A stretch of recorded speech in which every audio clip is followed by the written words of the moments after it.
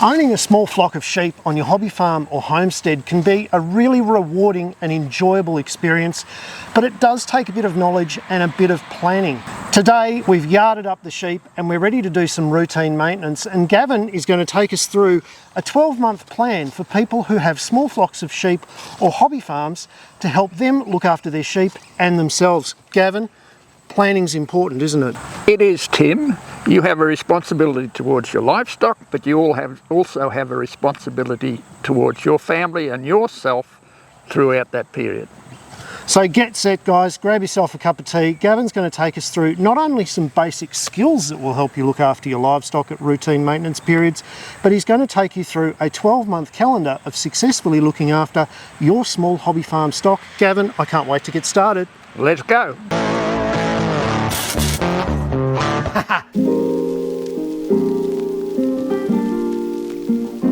So Gavin, we're post-weaning. The first thing we've got to worry about now is mastitis in the ewes. Potentially some of the ewes may get mastitis, not to say they will. When they've weaned the lambs, those that are really good milkers may not dry up quickly and they may get an infection and get mastitis. What are the signs that we're looking for and what should we do to look for them? Their udders will be engorged and quite red, and to touch it will be hot, and you would need to seek appropriate treatment to treat that. And if you try expressing those udders, you might actually get some pus coming out of the teat as well, mightn't you? There can be all different stages. It can be for a bit of pus, it can be blood, it can be any number of things. But certainly if you've got to that stage, you need to intervene with some antibiotic from your vet, because it may go to worse stages and the udder actually drop off. No one wants their udder to drop off. No. The other thing that we're worried about, of course, these days, particularly with our wet summers that we're getting, is worm burden. You suggest a fecal egg count? Particularly with your younger sheep that have just been weaned, or even your younger sheep from the previous year, barber's pole worms can be a real problem at that time of the year. So fecal egg count, good idea. And sheep can go down rapidly with worms, can't they? So it's something to keep an eye on. Very, very rapidly, yes. Now, if people are interested in fecal egg counts and how to do them, watch out for a video coming up on the channel soon. Make sure you subscribe and turn on the notifications and you won't miss out.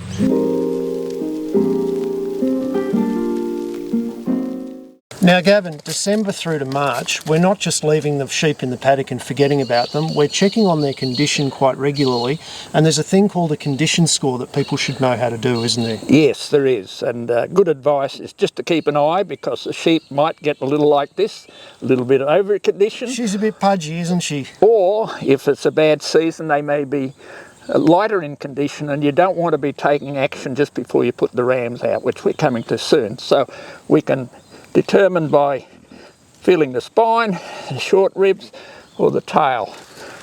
But in this case, I think we better put her in the Jenny Craig paddock. I think she's in condition 5 for sure. Absolutely. Now, it's an interesting point to make that some countries have a condition score out of 7, some countries have a condition score out of 5. In Australia, we work on a condition score out of 5, don't we? Yes. Now, the way I always remember condition scoring is that you ball your fist, and 5 is smooth across the top. Correct. 3 is feeling your fingers, and 1 is feeling your knuckles. The knuckles, yes. So if we're feeling that down the short rib, we can pretty much guess where the sheep are, and they need to be between 2.5 and 3.5, is that correct? That is an ideal condition score if you want your sheep to join and get a good lambing percentage. Because people don't understand that they might not actually cycle if they've been fed too much and if we've been too generous with the feed. Correct, yes. We need to be careful that our ewes don't get too fat if the season is really good, or if the season is bad, that they get down in condition. That's really hard to get them back up into the ideal condition score. Takes a lot of feed to get them back up. Now Gavin, once we get to the end of summer, we're going to start thinking about introducing our ewes to a ram. There's a few points to consider with the ram, aren't there? There is. Now, don't forget about your ram. Don't throw them out the back paddock or just ignore them until the day that you want to put them with the ewes. His health and well-being needs to be looked after just as much as the ewes. Otherwise, come day to put him out with the ewes, he may not be in the right condition and he won't perform. So we want to maximise our chances of getting all the ewes in lamb and getting a good lambing. And speaking of good rams, if we're actually buying a ram, there's a couple of things to make sure of it as well, aren't there? There is, and certainly in Australia, if you're buying a ram, go to a reputable breeder. Don't just buy something cheap and nasty. Go to a breeder that you can depend upon and make sure that they are brucellosis accredited free. And you'll get paperwork to that effect. You will make sure that you also ask for the necessary paperwork that comes with that, and if you can't get it, don't buy there. Sheep have a 5-month gestation period, so the time at which you put the ram out with the sheep, that's going to have an impact in 5 months' time on your activities with lambing, isn't it? So it's important to think about that. Yes, you need to think ahead, and if you're planning a holiday or some event like that, just make sure that you're going to have the lambs or the ewes lambing at a time when you're there. And if you're not there for any reason, you need to have a relationship with your neighbour that they can keep an eye on your sheep and property whilst you're in absence. So if I put the ram out at the start of March, we're going to be looking for lambing in around the first week or two of August, aren't we? August, September, yes. How long should we leave the ram in for? There's a bit of a choice around that, isn't there? Now, this is some debate. If you put them in for 6 weeks, yes, you're going to have a shorter lambing period. And probably if you're a hobby farmer with a job off-site, 6 weeks is long enough to be doing twice daily checks on your ewes, isn't it? Correct, plenty long enough, because it is a job where you need to be there, because if a ewe gets into trouble, then you need to be there to assist, and the other activities that go with lambing. But some people might take it out to 8 weeks. What would be some reasons for leaving the ram in for 8 weeks? You might have an older ewe there that hasn't cycled, and you just give her the extra opportunity to get a lamb out of that older ewe. So let's say if we really love Doris and we want to see a lamb on Doris, we might leave Henry in the paddock for a bit longer. Perhaps another 2 weeks. Lucky Henry. Lucky someone. Crutching is something that you may decide to do at the same time that you put the rams out. So right now Tim is doing a little bit of hand crutching. You may have electric shears or the normal shears that you can do this with, but it's something that you can do at that time you put the rams out. If you can do the more jobs at the same time, all the better, that you don't stress the sheep too much, and it minimises the amount of time that they're in the yard. Naturally, if you've got shedding breeds, you won't need to do this, but in any of the sheep that grow wool, it's certainly something that we would suggest that you do, and just prior to joining is an ideal time for that. Whilst we've got the sheep in, you may need to give a few of the toes a little bit of a trim. Tim's using some pretty fancy gear here, a pair of battery operated secateurs. Just be very, very careful that you don't take too much off, but be careful of your own fingers. In this case, these secateurs, I believe, are safety secateurs, and you can't take fingers off, but enable you to trim nice and neatly the hooves of sheep. Now, if the hooves are really, really bad, I'd suggest you look at the structure of the sheep and maybe consider that anything that's really bad you take out of your particular flock, because if you're breeding a problem, it will always be with you. Righto, Doris, don't forget to make an appointment for 6 months' time. So pre-joining drench is really important if you need to do it. Now we've done a fecal egg count and it's close up to the 300 eggs per gram cutoff for drenching. So we're going to do a precautionary drench because we want our ewes to be as healthy as possible. Now Gavin's going to give us a demonstration in a minute of how to drench your animal correctly. But just before we do that, make sure that your yards are set up so that they're safe for you to drench as well. I know that you get little straps to tie the drenches onto your body, but they're insecticide and it's quite toxic chemical. So try and avoid having any contact with the chemical at all if you can. I actually welded up a little cage using my world-class welder, used a bit of world-class creativity to weld up a cage to put the drench bottle into so that I could suspend it off a wire over the side of our race, so I didn't have to be anywhere near the drench chemical while I was operating it. When you're dealing with chemical drenches, you're dealing with an insecticide, and often you'll be given a strap to tie that onto your body. Unfortunately, as is in the case in this occasion, sometimes the seals on the chemical bottles don't work correctly and you end up with chemical contact on your back. Bit of Teflon tape, problem solved. Take the time to make yourself safe around chemicals. Welding up a bracket like this is actually a lot of fun if you use a little bit of world-class creativity. This setup not only makes it easier to use the drench, preventing air bubbles in the line and things like that, but if you include a little scabbard on the side of the drench bottle hanger, you can also keep your drenching gun up out of the mud and out of the way of the livestock. So consider using a bit of world-class creativity yourselves. Knock up one of these, it only takes a couple of minutes, it's a lot of fun, and leave this for the kids' dress-ups. We've weighed the sheep and worked out the correct dosage for this particular product. So we're going to drench this sheep. Use my thumb to lift the lip and then gently put the drench gun in the mouth, on top of the tongue, and to that depth, not too far, and just squeeze. No injury, you've got to be careful you don't injure the mouth. And when we're finished drenching, we store it away. I like that idea, Tim, it's a great one. Now, I don't mean to harp on paperwork. However, we need to record a number of things. If we've drenched them, we need to enter into our records the date we drenched, the product that we used, the expiry date and the batch number. You've got that there for your records, as well as, you know, if someone else needs to audit your records, you've got it there in your book. The other thing that we enter into our book is the date we put the ram out with the ewes, the date that we removed the ram from the ewes, and then we go forward the 5 months and enter when we expect the first lambs to arrive and the day that the last of the lambs are due to arrive, so that we can plan our social activities around that and be prepared for the lambing at the right time of the year. Now Gavin, let's pretend everything goes well now. We've put the ram out, he was in for 6 weeks, we took him back out again and the ewes have been powering along nicely during winter. The next time that we bring them into the yards for a routine maintenance activity should be around the middle of July if we let the ram out in March, about 4.5 months later.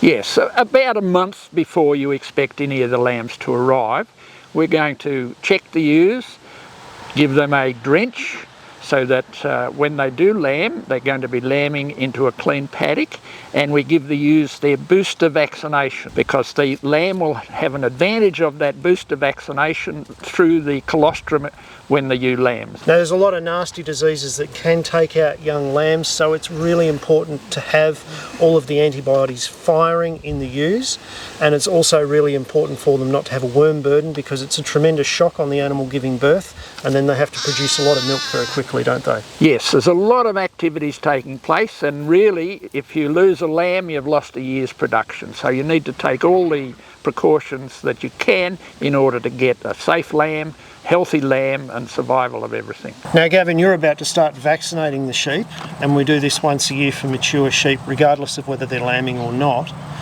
and you recommend using a proper gun and not just a couple of needles that you get from the chemist.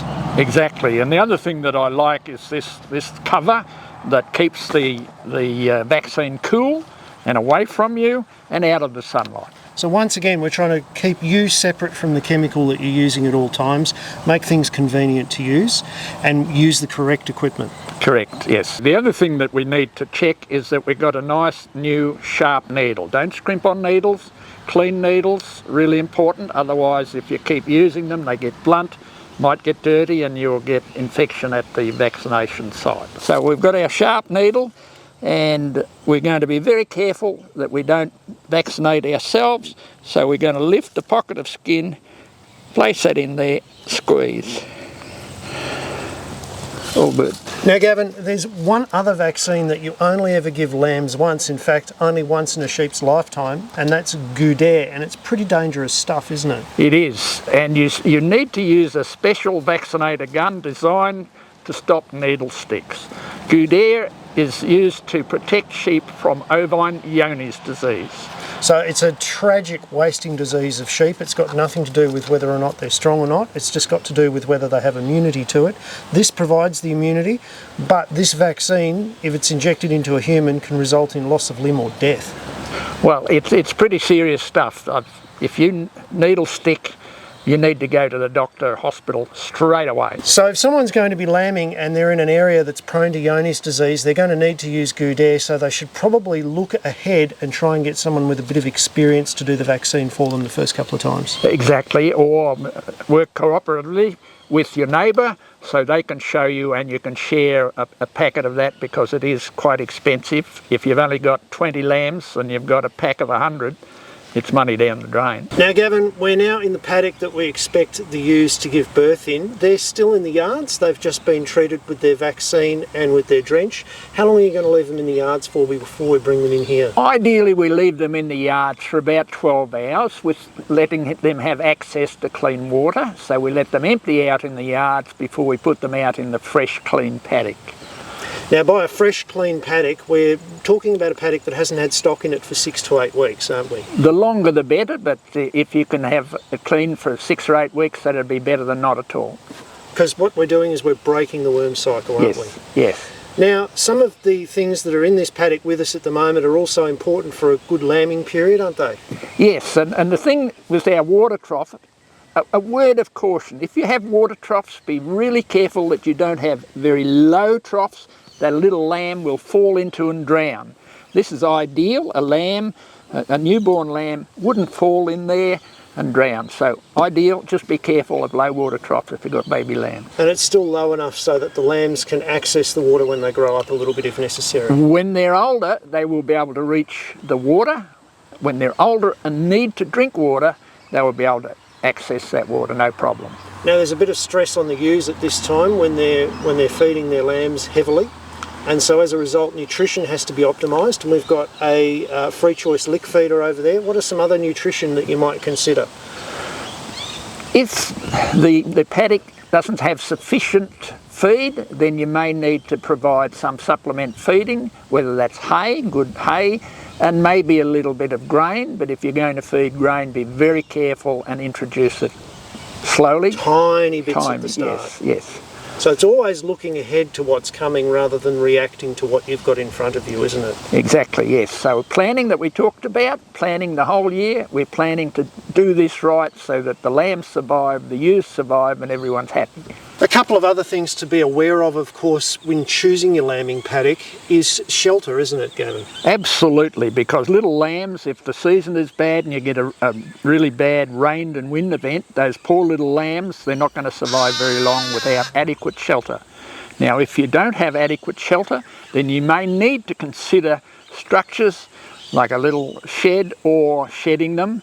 And the other thing is predators, particularly in Australia, we have a fox problem, so be aware that if you can't protect your young lambs from the foxes, you may need to put them in sheds. And predator control is a year-round operation, but pay particular attention at lambing and after lambing because they're quite vulnerable, aren't they? Yes, and perhaps do something pre-lambing so that you can minimise the numbers of predators in your district. Now some people wonder why we always lamb in the middle of winter, but it's got to do with the availability of spring feed for those young lambs when they're starting to wean, doesn't it? That is so, yeah. And we need to be looking after the nutrition of the ewe, because we need her on a slightly rising plane of nutrition leading up to lambing, so that when she lambs, she's going to be in peak performance, providing milk for that lamb, and that lamb is going to grow very quickly. And about day 10 to 15, that lamb will get its first teeth, sometimes a little earlier or later, and once it gets its teeth, it's going to be starting to nibble on grass, and it's going to take in some of that nutrition that's around. And it's also really vulnerable at that point of time to picking up worm eggs, isn't it? So yes. Make sure that once again you're on top of your worm situation. Exactly. Now of course when we're talking about lambing, Gavin, we can't get away from the 3 T's, tagging, tails and testicles. You would tag in the paddock at birth preferably? Yes, particularly for a stud, you need to be there at or soon after the birth so that you can tag that lamb, so that you can parent verify that particular lamb in a stud book. Because young lambs can cross over to other ewes on occasion, can't they? Yes, certainly some ewes may steal a lamb even before she gives delivery of her own lambs. So if you're there and observe, you know that when you tag that lamb, you've got the right mother. Now, when all the lambs are born, we wait about 3 weeks before we bring all the ewes and lambs back up into the race, don't we? And there's a really important task to do beyond 3 weeks of age. We can't do it before 3 weeks of age. Yes, ideally you should not vaccinate lambs before 3 weeks of age because it just is not as effective, and it's recommended that you wait until at least the youngest are at least 3 weeks of age. Now, vaccine's very important with young lambs, isn't it? Yes, we need to cover the lamb for the clostridial diseases and a couple of others that you can now get a 7-in-1 drench plus a B12, so that you're going to give some protection for that young lamb, and you will need to follow up some 6 weeks after that vaccination for their booster shot, which we'll give to that particular sheep in 12 months and each 12 months thereafter.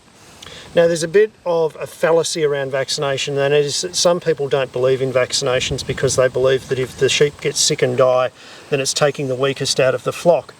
But the reality is we're vaccinating young lambs against diseases that no matter how strong they are, if they get them, they are fatal.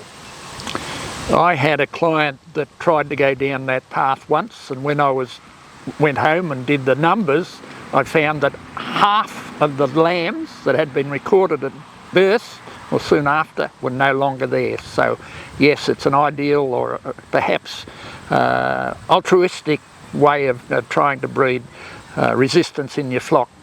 It's not in reality, it's quite cruel. Yes, I believe so. Yeah, death doesn't provide much resistance. Which brings us to tails and testicles. Now, there's a bit of a trick with using an Elastrator ring. You need to apply it to the right part of the tail, and you need to apply it to the testicles in the right fashion, don't you, Gavin? Correct. If you apply, and before we do that, we need to administer some pain relief so that the lambs aren't suffering any pain. If you're putting the Elastrator ring on the testicles, you need to make sure that you've got both testicles in the scrotum before you release the tension on the... And to do that, you simply put your hand on the stomach of the animal and massage the testicles up into the sac before you let go of the ring, don't you? The method that I used, and I used to mark a lamb every 6 seconds, was just 2 fingers, hit the testicle at the same motion that you released. Used to mark lots of lambs and that never failed. Take a bit of practice, I reckon. If you come at me with 2 fingers, I'm running. Now, when we're taking the tails off, it's really important not to take the tails off too high or too low. There's a Goldilocks point, isn't there? Absolutely. Goldilocks comes to play lots of times. So we definitely do not want short tails. A real short tail, she can't close her mouth, so we don't want that. A real long tail, well, we might as well not do it. And the reason why we take tails off is to stop them becoming fouled up with dung and getting fly strikes. So it is a necessary procedure. So the recommendation is 3 segments of the tail beyond the rear of the spine of the animal. Yes. And covering the vulva. Yes. And the reason for that is because there are a lot of muscles connected to the vulva that actually attach to that first part of the tail. And if you take them off, then you can get prolapses and all sorts of things, can't you? Prolapse and cancer on it. We don't want that. And what you will notice if you use a ring is that the tail will actually shrink back a little bit. So if you think you're taking it just a whisker too long, you're probably just right. Perfect. Good advice for taking off tails and testicles. Yes. And I'm going to watch you with your fingers. Now, Gavin, according to my virtual calendar, we've come up almost to the start of summer again, so we're going to be looking at weaning time. Do you have any tips for weaning? Yes, I do. If there is any chance that you're going to need to grain feed your sheep at any stage, a good time to introduce the lambs to it, to grain, is when they're still on the mum. They will learn from mum, but again, feeding grain, you need to be very careful and only feed small amounts to start with. But once the lambs learn, they'll be easy to get on grain down the track if you need to feed them grain. So at what age, what's the Goldilocks age for weaning, Gavin? What are we aiming for? Again, this is dependent on the season, but 12, 14 weeks, the season may determine when you need to wean, and just abide by that. One way that you can wean your lambs is cross-weaning, where you've got 2 mobs of ewes and lambs, and you take the lambs from one mob and switch them over with the other. So the lambs are still with mums, but there doesn't seem to be the same amount of stress. However, if you've only got a small property, that's not going to be an option for you. Well, Gavin, as always, there's been a wealth of knowledge here, and we'll probably get some questions in the comments. We're going to be in touch again. We're going to be doing more. But in the meantime, on behalf of everyone that's been watching, thank you very much for your wonderful explanations, your time and your expertise, mate. It's wonderful to have you on the channel. It's always a pleasure, and maybe we didn't cover everything, so ask us questions. That covers the things that we may have forgotten. But remember, record and have a good time in the program. Look after the animal's health and your health. And if you guys are busting for more sheep related content, don't forget there is a sheep playlist. It's in the description. You can see all of Gavin's videos plus more on how to look after your small homesteading or hobby farm flock. Until next week, we'll see you later. It's really important to point out that the advice in this video is general in nature only, and for your specific needs you should always contact health professionals or those in the industry that know your local locations.